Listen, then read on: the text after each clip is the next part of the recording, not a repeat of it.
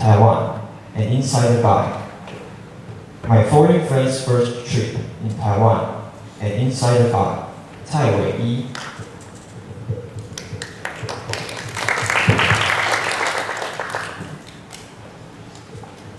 Good evening, everyone.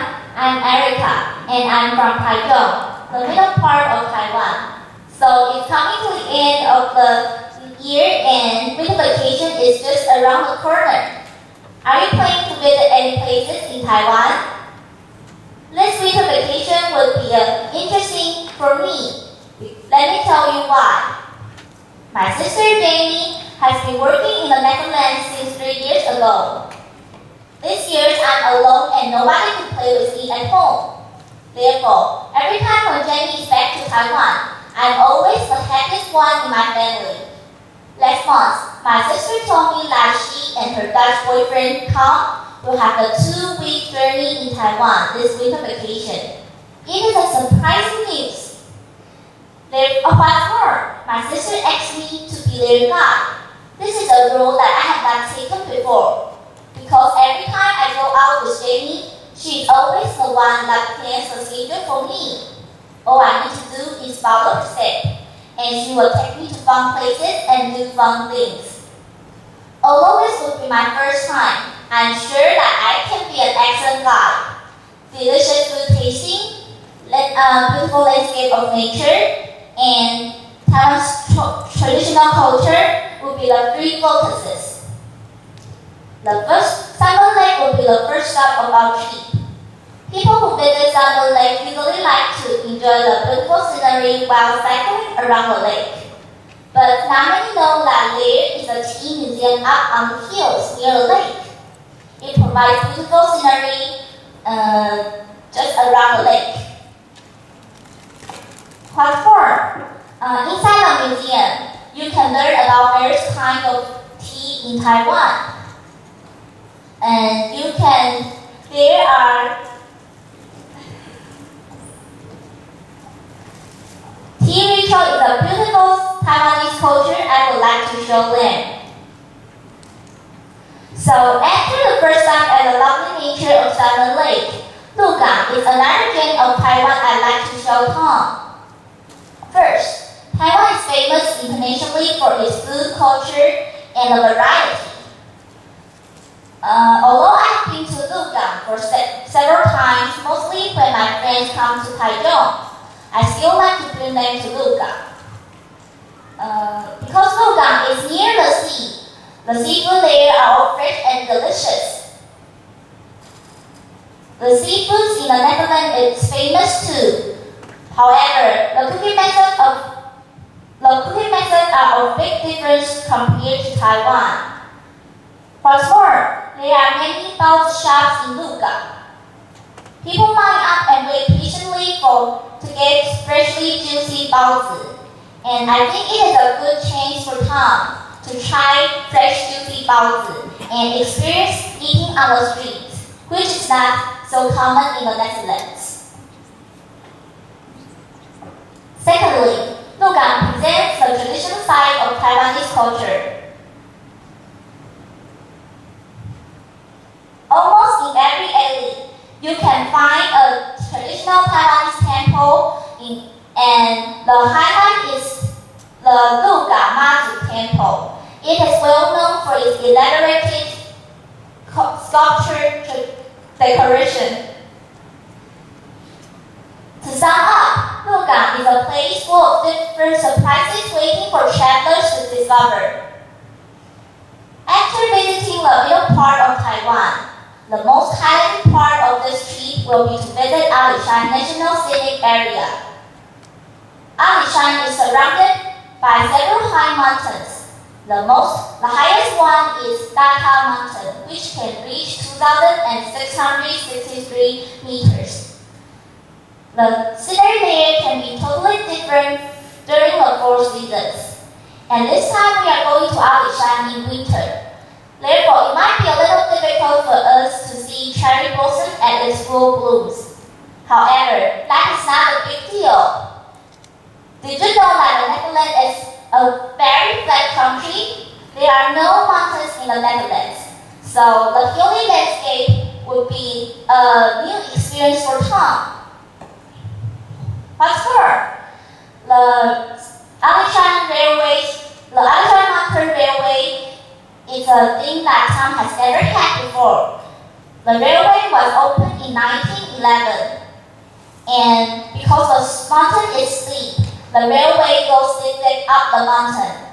It takes passengers to the top of the mountain, waiting for the first rays of the sun of the day. The sunrise in Alishan is well known in the world, although the waiting for the sun image on the dark blue screen is long and cold. Once the moment comes when the first rays of the sun shining into your eyes, everything is worth it. I hope that the sunrise can give Tom an unforgettable memory in this trip. After visiting the Alishan Mountain, I would like to bring Tom to my grandma's home, which is located in Tainan, Baihe. My grandma has a big garden, and there she plants many different kinds of fruits, vegetables, and the apples, lychee, tomatoes, avocados. Once you can name it, there is all in my grandma's garden. I hope this first visit to Taiwan can let Tom not only see all the beautiful scenery in Taiwan, but also experience the kindness and enthusiasm of Taiwanese. What's more, because Tom is my sister's boyfriend, I'm curious about him. I have so many questions I want to ask him. I hope he can have a good time traveling with me and my sister, and I will try my best to show all the beautiful things in Taiwan with him. Thank you for your listening.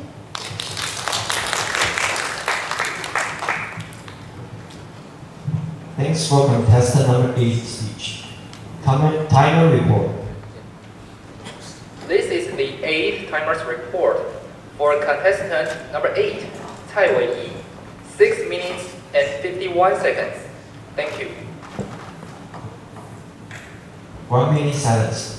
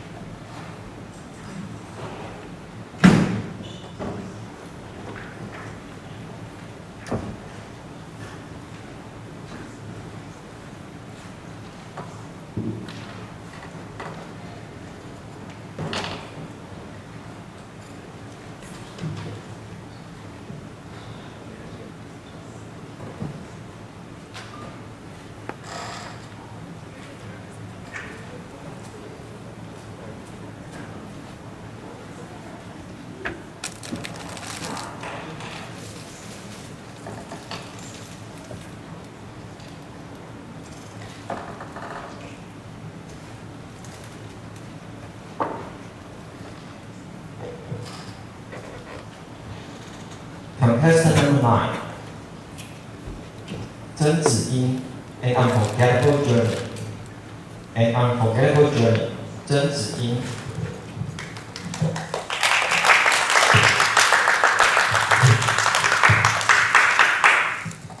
Good evening, judges and fellow contestants. My name is Sophia, and my topic for today is An Unforgettable Journey. I'm sure many of you would know about the new coloring book phenomenon in Taiwan right now. Well, one day I was strolling through a city bookstore when something on the bookshelf caught my eyes. It was a coloring book of the city of Paris. Flipping through the pages left me with nostalgia and memories flooding in of the streets, the people, the culture, and the food, just anything I have captured in that one trip to Paris. My trip to Paris is the unforgettable journey that I want to share with all of you today. I think high school graduation is one of the biggest turning points in my life so far. And to celebrate that turning point, of course, a graduation trip cannot be missed. But in my school, the tradition is to plan a backpacking trip with a close group of friends instead of the whole year going together at once. So possibilities are endless. I remember my friends and me talking and trying to escape the stressful reality by talking about our freedom and future after the exams. As we became more excited, the conversations and chit-chats grew into plans, and the 6 of us decided for our destination to Paris with no fuss. We started creating online maps, mapping out accommodation options, creating lists of where we wanted to go, what we wanted to do, tourist attractions, and cheap travel passes, and also airline tickets. There were endless discussions, and before we all pressed that book play button on the Ryanair site, it still felt unreal. Then came the day before the flight, and I suddenly became all nervous. What if I lost my passport? Where do I go after customs? Is my shampoo less than 100 milliliters? On the other hand, Mom was also giving me all these notices about pickpockets in Paris, and it didn't help with my panicking at all. As she rambled on, she separated my money into small plastic bags, so if I was unfortunate, my fortune wouldn't leave me all at once. I stopped and realized that I would be alone in Paris. The 6 of us would have to depend on each other, and any problems I faced, I have to conquer without the help of my family. Thankfully, the next day at the airport went smoothly and successfully, and then my crazy negative thoughts came true. And within 1 hour and 30 minutes, I was on foreign French land. On the bus ride from the airport to the city center, most of us were resting because we were all pretty exhausted. But I was in a state where I felt tired but could not put myself to sleep at all. My eyes were glued to the views outside the bus windows, of the buildings and green trees rushing past.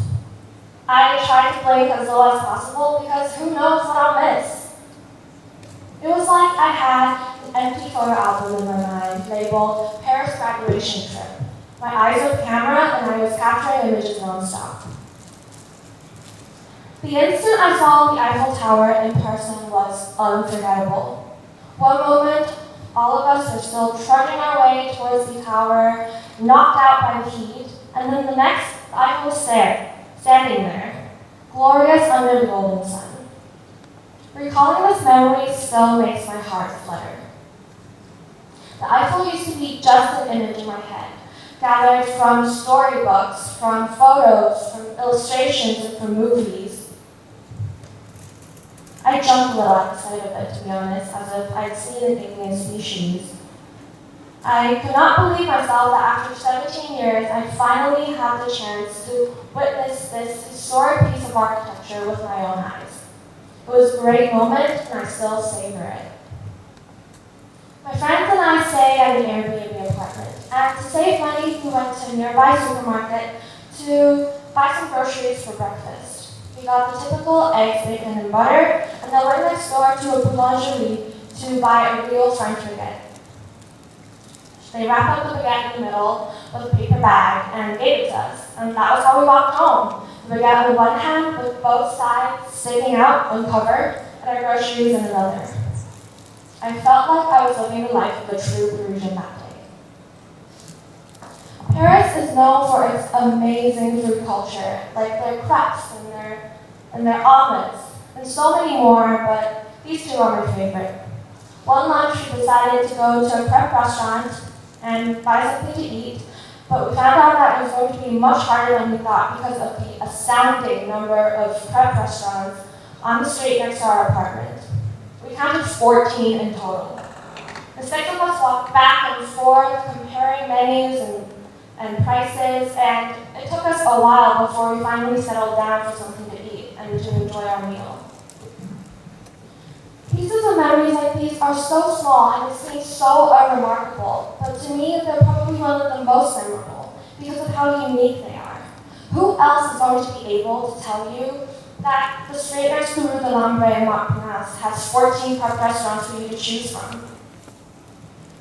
Maybe some of you in the audience think of my trip as a simple one, but to my own surprise, I've learned so much and discovered so much about myself in the 5 days. I felt like I was thrown into the real world overnight. This trip to Paris was like a trial game of the grown-up life ahead. I realized I had to start worrying about things that I normally never have to think twice about, like money, or feeding myself, or my personal safety, and simply how I should take care of myself. I saw how I react in different situations and how I panic too often, but most importantly, I learned how to trust myself.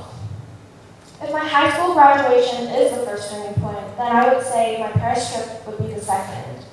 I have gotten so much out of the trip than I would have imagined. People always say, you learn about yourself when you travel, and I never used to know what that meant. But looking back retrospectively, I couldn't agree more. It was an amazing experience for me, handling everything on our own, being true backpackers, and for the first time, I felt grown up. If any of you are considering backpacking somewhere, I highly recommend it. And I'm sure you will discover amazing and incredible, priceless things on your journey. If I could, I'd leave everything here, grab my bags and my passport, and go on a new adventure as soon as possible. Thank you very much.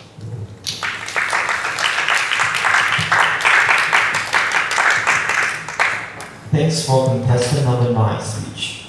Timer report. This is the next timer's report for contestant number 9, Zhen Ziying, 7 minutes and 14 seconds. Thank you. 1 minute silence.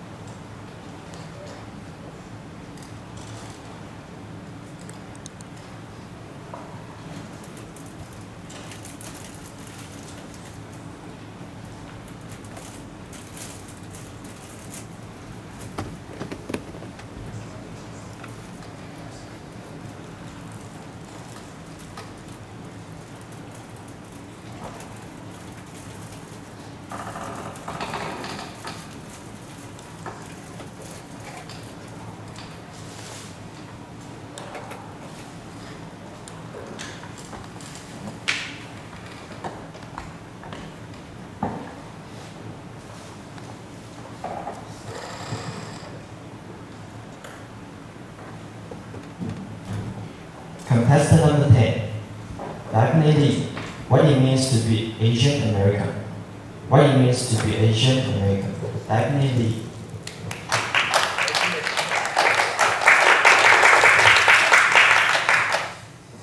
Maybe I've been nurtured to look like an American, rather tall and bigger built, not small and cute like everyone here in Asia. On the other hand, I'm genetically born with yellow skin, black hair, and dark brown eyes. I'm labeled as an Asian American, but I don't really know what that means. In the 5th grade, I moved from the city to a small suburban Jewish town called Hastings-on-Hudson. Here, all my friends became white due to the environment, and I tried to assimilate. Then I was labeled whitewashed, which is a term to describe someone who abandons their culture to be accepted into Western culture. Go the other direction and make all Asian friends, which I tried to do in college, and I'm given another title, FOB, fresh off the boat, FOB. This is a term that makes me feel like an outsider, even though America is the only place I've ever known. It is a dual identity I live with, and I don't fit on either side. I'm either not Asian enough or not American enough. So my next thought was then, maybe I'll fit in better in China, right? Everyone looks like me. Wrong. So I spent 1 year last year in mainland China, and people would often tell me, you don't look American. I don't look American. What does an American look like? Look at my president. Does Obama look American? I'm not sure. So next let me talk about another short film. And Europeans love this joke, but maybe you've heard it before. I'm going to tell you again anyways. Trilingual is someone who speaks 3 languages. Bilingual is someone who speaks 2. So, what do you call someone who only speaks 1 language? You're laughing, so I'm guessing you already know. An American. So, I unfortunately fit this stereotype. An American who can only speak 1 language fluently. Even my siblings are able to pick up 2nd languages better than me. And guess what? I'm the middle child. So somehow I was skipped in gaining this skill.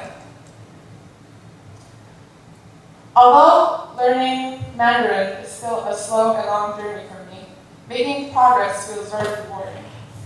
Not only does it give me the ability to connect with 1.2 billion more people on this planet, I want to learn the language to more effectively communicate with my own parents. Similar to me, my mom has the weakest English language command out of her siblings, because English is her 2nd language. So it's actually easier for me to speak to my aunts and uncles than my own mom because of our miscommunication. Initially, my parents actually were not okay with my decision to live in China for a little bit. They told me, we worked so hard to make it to America, so you can have a good life. And you choose to go back? But yes, I did. And I learned a lot from it. However, since they saw that I survived last year while I was in the mainland, they're more okay with my 2nd escape. And that is where I am today, in Taiwan.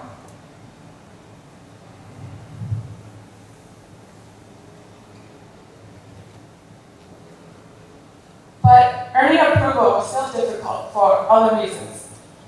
As the traditional Asian parents they are, with the immigrant mindset, their definition of success is someone who will earn a lot of money in the future. Although public health is not a field with a high earning potential, I believe this field is perfect for me, based on my interest and desire to help other people.